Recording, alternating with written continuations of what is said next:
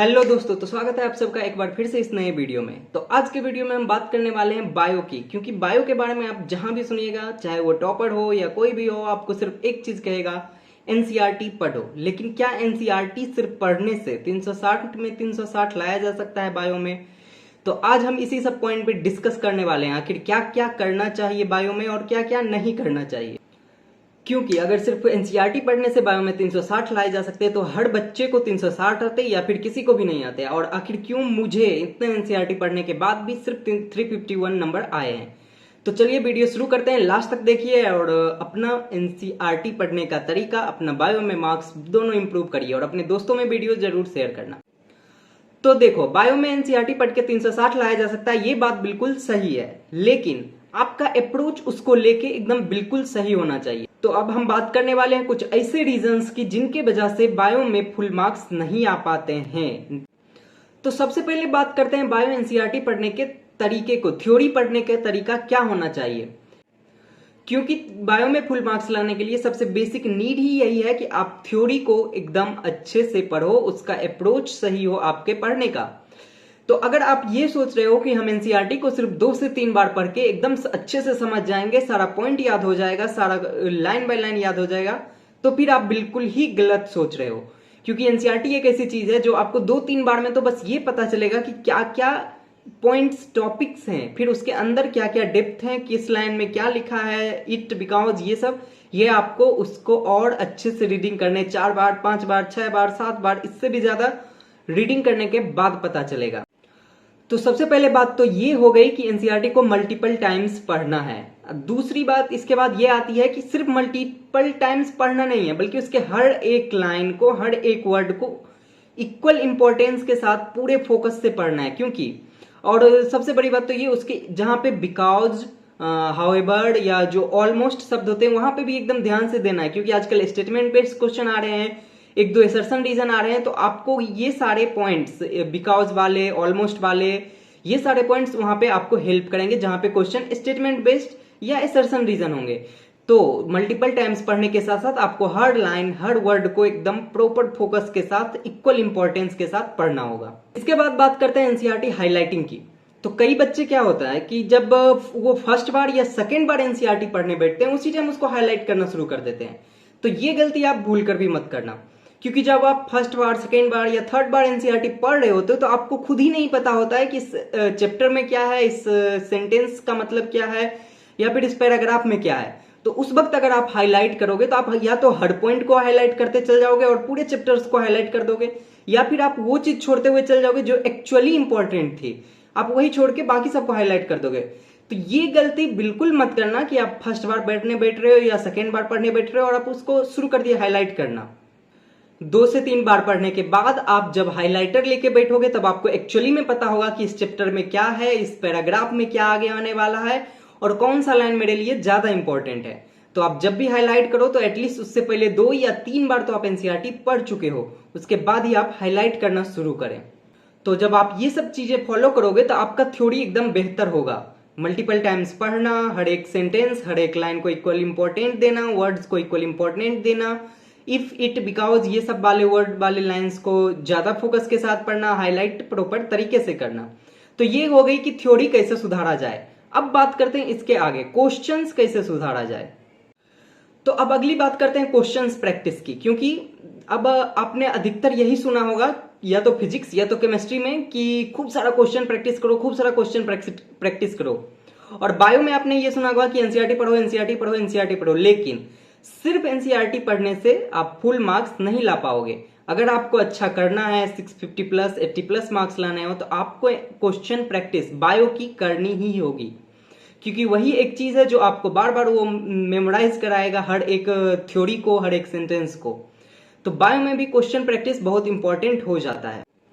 और question practice में भी सिर्फ सिंगल वर्ड ऑब्जेक्टिव क्वेश्चंस नहीं लगाने हैं। क्योंकि आप सिर्फ सिंगल वर्ड ऑब्जेक्टिव लगाओगे तो जो आजकल का पैटर्न चला आ रहा है पिछले 2-3 साल से नीट का, उसमें आपके मार्क्स नहीं अच्छे आएंगे।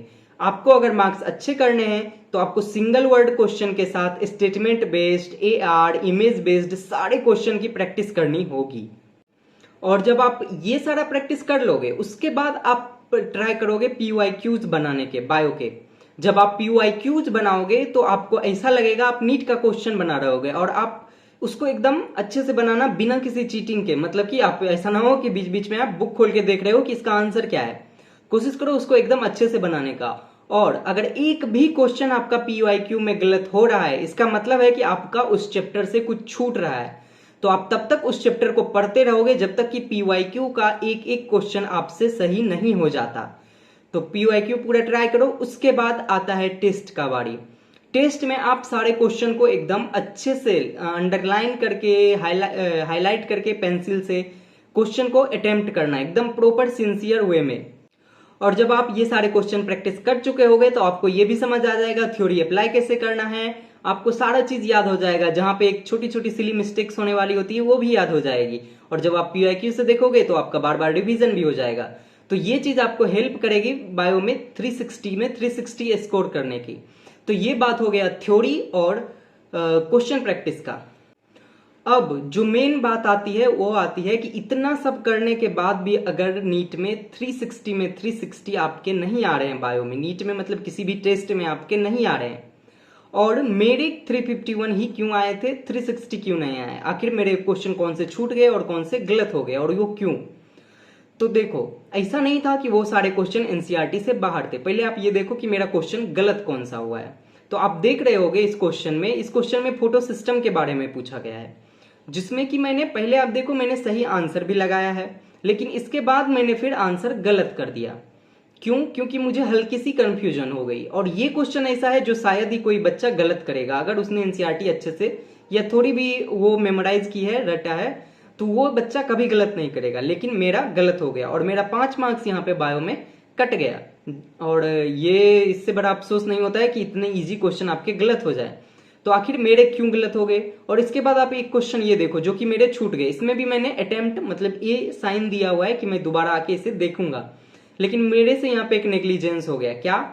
कि मैंने जब पूरा क्वेश्चन अटेम्प्ट कर लिया, physics, chemistry, bio, everything, OMR भी फिल कर लिया, और मेरे पास 20 से 25 मिनट का टाइम बचा हुआ भी था, लेकिन क्या हुआ, मैंने ध्यान से ही उतर गया कि मैंने बायो में कोई क्वेश्चन छोड़ा भी है। मुझे ऐसा लगा कि मैंने बायो के सारे क्वेश्चन अटेम्प्ट कर लिए हैं और सारे सॉल्व कर लिए हैं। तो आप ये गलती करने से भी बचना। ये दोनों गलती कहीं ना कहीं मेरे से हुई है, ऐसा नहीं था ये NCERT से क्वेश्चन नहीं थी। पहली गलती कंफ्यूजन से हुई, जो कि नहीं होनी चाहिए थी इस क्वेश्चन में, और दूसरी गलती मेरी नेग्लिजेंस थी। मेरा कहीं ना कहीं वो था कि ऐसा लगा जैसे मैंने सारा कर लिया, मुझे बायोलॉजी के क्वेश्चन अटेम्प्ट करने के बाद ही उस क्वेश्चन को दोबारा देखना चाहिए था। तो जो ये थर्ड और मेन इंपॉर्टेंट चीज हो जाती है वो तब आती है जब आप एग्जाम दे रहे हो। आपका टेम्परामेंट कैसा है, आप हड़बड़ाओ नहीं, क्योंकि कई बार क्या होता है कि हम हड़बड़ाहट में ही सारे क्वेश्चन गलत बना लेते हैं कुछ क्वेश्चन, क्योंकि हम पढ़ते ही नहीं है, हमें कुछ दिखता ही नहीं क्वेश्चन में क्या है, नोट है, यस है, करेक्ट है, नोट करेक्ट है, इनकरेक्ट है, ये सारी चीजें बहुत ही सिली मिस्टेक्स होती है। तो मेन चीज जो लास्ट में आती है थ्योरी और क्वेश्चन प्रैक्टिस के बाद, कि आप टेस्ट अटेम्प्ट कैसे कर रहे हो, आप टेस्ट के वक्त आपका टेम्परामेंट कैसा था। तो ये जरूरी हो जाता है कि जब भी आप टेस्ट दो तो सबसे पहले तो अपने आप को काम करो, अपने आप को शांत करो कि ठीक है, मेरा सब कुछ अच्छा जाएगा, टेस्ट अच्छा जाएगा, मैं बहुत अच्छे से पढ़ के आया हूं, मेरा कोई चीज नहीं छूटा हुआ है, ना ही मैं गलत करूंगा। अपने आप को थोड़ा कॉन्फिडेंस दो। ये चीजें जरूरी हो जाती है जो कि आपको सिली मिस्टेक्स से बचाएगी। उसके बाद दूसरी चीज ये हो जाती है कि जब क्वेश्चन आपके हाथ में आ जाए और आप बायो के क्वेश्चन बनाने शुरू करो, तो आप हर एक क्वेश्चन को एकदम अच्छे से अटेम्प्ट करो। एकदम ऐसा नहीं एक बार पढ़े, अरे हाँ ये तो आता है लगा देते, नहीं, एक बार एटलीस्ट उसको दोबारा रीड कर लो क्वेश्चन को, ताकि आपको कोई कंफ्यूजन ना हो और ना ही क्वेश्चन गलत हो। और जब आपको कंफ्यूजन हो रहा हो, मान लो किसी क्वेश्चन में मैं फंस गया, जैसे मैंने फोटो सिस्टम वाला क्वेश्चन गलत कर दिया, तो उस वक्त उस क्वेश्चन को छोड़ दो। क्योंकि कई बार क्या होता है कि आप जिस क्वेश्चन में कंफ्यूज होते हैं, आपको हर वक्त एक ही ऑप्शन लगेगा कि नहीं यार इसका तो यही होगा ही होगा, और या उस वक्त आपको सही क्वेश्चन आंसर नहीं आ रहा होगा उस क्वेश्चन का। लेकिन जब आप उस क्वेश्चन को कुछ देर के लिए छोड़ दोगे, आप आगे बढ़ गए, दोबारा जब आप उस क्वेश्चन पे आओगे तो कहीं ना कहीं आपका माइंड चेंज हो चुका होगा। माइंड चेंज हो जाएगा इन द सेंस क्या होगा कि जब आप उस क्वेश्चन को छोड़ के आगे बढ़ चुके होगे, आगे आप कुछ क्वेश्चन बना लोगे, तो आपका माइंड उस क्वेश्चन को सोचना छोड़ देगा। जब आप वापस उस पे आओगे तो आप एक फ्रेश माइंड के साथ आओगे और आप उस क्वेश्चन को फिर से सोचोगे। बढ़ना क्या होगा, अगर आप उसी क्वेश्चन पे अड़े रहोगे कि नहीं इसको बना के ही आगे बढ़ना है, तो सिली मिस्टेक्स की चांसेस बढ़ जाती हैं और गलत होने की चांसेस भी क्वेश्चन की बढ़ जाती है। और इससे आपका टाइम भी वेस्ट होगा क्योंकि आप उसी में उलझे रहोगे। और अगर दोबारा आके बनाओगे तब तक आगे भी बना लोगे और इस पे भी फ्रेश माइंड से आओगे तो ये क्वेश्चन भी जल्दी सॉल्व होगा। इसके बाद बात करते हैं कि इसके बाद भी अगर आपकी गलती हो रही है तो वो गलती हो सकती है OMR फिल करने में।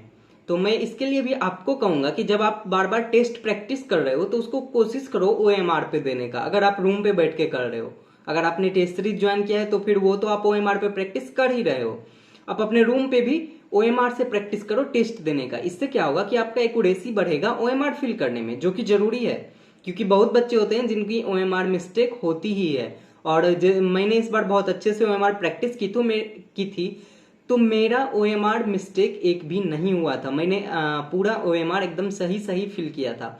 सही सही इन द सेंस कि मैंने जो बनाया था मैंने वही फिल किया, हड़बड़ी में कोई भी गलत OMR फिल नहीं किया। तो आप भी OMR को बहुत अच्छे से प्रैक्टिस करो और जब आप क्वेश्चन अटेम्प्ट कर लो तो उसके बाद OMR एकदम अच्छे से, जितने फोकस के साथ आपने क्वेश्चन सॉल्व किया है उतने ही फोकस के साथ आपको OMR भी फिल करना होगा। बड़ी में बिल्कुल भी OMR फिल मत करना। और OMR फिल करने का भी सबका अपना अपना तरीका होता है। जैसे कि मेरा था कि मैं एक सेक्शन बना लेता था फिर OMR फिल करता था। सेक्शन मतलब जूलॉजी बना लिया फिर OMR फिल कर लिया, बॉटनी बना लिया फिर OMR फिल कर लिया, फिजिक्स केमिस्ट्री मतलब 45 का क्वेश्चन बनाया OMR फिल किया। ऐसे में मुझे ऐसा लगता था कि वो जो गलत होने के चांसेस होते हैं वो कम हो जाते हैं कि अगर एक नंबर छूट गया तो उसके बाद कंटिन्यूअसली आगे गलत ना हो। आपका भी कोई अपना एक तरीका होगा तो आप उसको बहुत अच्छे से प्रैक्टिस करके जाना उसी तरीके को। तो जब आप प्रॉपरली ये सब करोगे तो आपके बायो में बहुत अच्छे मार्क्स आएंगे। मतलब कि जो कि बोलते थे कि सिर्फ एनसीईआरटी पढ़ लो, नहीं, एनसीईआरटी पढ़ने के साथ साथ उसके क्वेश्चन प्रैक्टिस, उसके टेस्ट प्रैक्टिस और एग्जाम देने वक्त का आपका टेम्परामेंट, आप कैसे सोच रहे हो, जैसा क्वेश्चन ने बनाया एग्जामिनर ने आप उस तरह से आंसर कर पा रहे हो कि नहीं, आप थ्योरी अप्लाई कर पा रहे हो कि नहीं, ये सब जरूरी होता है बायो में फुल मार्क्स स्कोर करने के लिए। तो बायो को बहुत अच्छे से पढ़ो और बायो को स्कोर भी आप अपना कोशिश करो फुल अटेम्प्ट करने का। 360 है तो कोशिश करो आपके 360 आए, क्योंकि अगर 680 प्लस 690 प्लस आपको जाना है तो आपको बायो में 360 मार्क्स लाने ही होंगे, मतलब 360 के अप्रॉक्स लाने ही होंगे। तो ऐसे ही पढ़ते रहो और आई होप कि आपको ये वीडियो अच्छा लगा होगा और अपने दोस्तों में शेयर कर देना इस वीडियो को और चैनल को सब्सक्राइब जरूर करना। And thank you so much for watching my video.